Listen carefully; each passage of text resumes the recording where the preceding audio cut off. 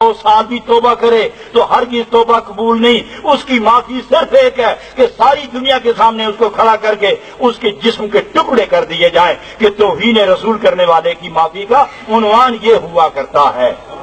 نبی پاک علیہ السلام کی میں اب یہ قرآن پاک میں ایک آیت پیش کرنے لگا ہوں. نبی پاک کی بارگاہ میں ایک یہودی اور ایک کلمہ گو آیا. یہ ذہن میں رکھنا, کلمہ گو اور ہوتے ہیں, عاشق مومن اور ہوتے ہیں. ہر کلمہ گو عاشق مومن نہیں ہے, ان میں بڑا فرق ہے. ایک کلمہ گو, کلمہ پڑھنے والا, نمازیں پڑھنے والا, ایک یہودی کے ساتھ جنگ ہو گئی. دونوں نبی پاک کی بارگاہ میں گئے, دونوں کے دلائل, دونوں کے دعوے سنے. نبی پاک نے فیصلہ فرمایا کہ حقدار یہودی ہے, میں یہودی کے حق میں فیصلہ کرتا ہوں. وہ دونوں اٹھے, مسجد نبی سے باہر گئے تو وہ کلمہ کو کہنے لگا, ارے سنو, میں مطمئن نہیں ہوں, میں یہ فیصلہ نہیں مانتا, میں فیصلہ نہیں مانتا. اچھا تو پھر کہاں جائیں؟ چلو عمر کے پاس چلتے. کمال یہ ہے کہ سپریم کورٹ کا ہارا ہوا سیشن کورٹ میں دعویٰ دائر کر رہا ہے. چلو پھر چلتے ہیں. حضرت عمر کے پاس گئے رضی اللہ عنہ ہو تو مقدمہ پیش ہوا. مقدمہ آپ سنتے رہے. اس یہودی نے کہہ دیا, حضرت عمر میں قربان جاؤں, بات سنی پہلے, ہم سید الکونین کی بارگاہ سے ہو کر آ رہے ہیں اور انہوں نے فیصلہ میرے حق میں صادر فرمایا ہے. یہ مطمئنی کے اطمینان کے لیے آیا ہے. تو آپ نے بڑی سنجیدگی سے فرمایا کہ اسلام میں اطمینان کے بغیر دوسرا راستہ ہی نہیں ہے. ہم کلمہ پڑھنے والے کو کس طرح مطمئن نہ کہیں؟ میں ابھی آتا ہوں آپ کو مطمئن کرنے کے لیے, میں اس فیصلے پر ذرا غور کرنے دو, مجھے اندر جانا ہے تاکہ میں غور کروں, آ کے تمہیں مطمئن کرتا ہوں. تو عمر کی بارگاہ سے اطمینان لیے بغیر کیوں جاؤ؟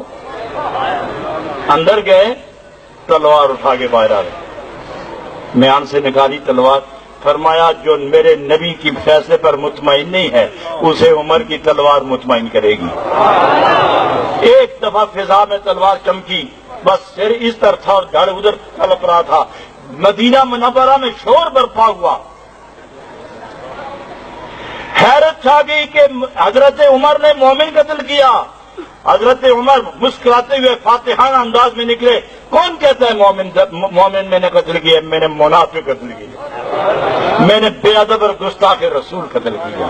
ابھی گئے تو نبی پاک علیہ الصلوۃ والسلام حیران تھے کہ مدینہ میں ایک آدمی کیوں قتل ہو گیا. فوراً جبریل امین آتے ہیں, میرے محبوب اللہ نے ارشاد فرمایا جو عمر نے کیا ہے میں بہت راضی ہوں اس پر.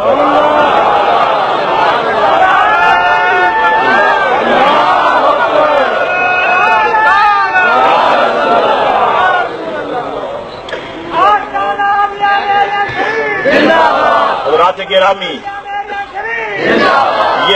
یہ جو واضح دلائل ہیں وہ تو حد سے روح ہو وہ تو وقت روح ہو.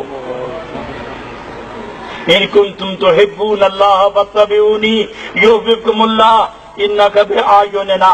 یہ ساری آیات اور یہ ساری احادیث اور زندگی مبارکہ اور نبی پاک علیہ السلام پر خدا کا فضل اور مقام قرب و دنا, مقام او ادنا, ملاقاتیں, رابطے, حضرات یہ سب کچھ بتاتا ہے کہ خدا کے وہ ایک ہی محبوب ہیں.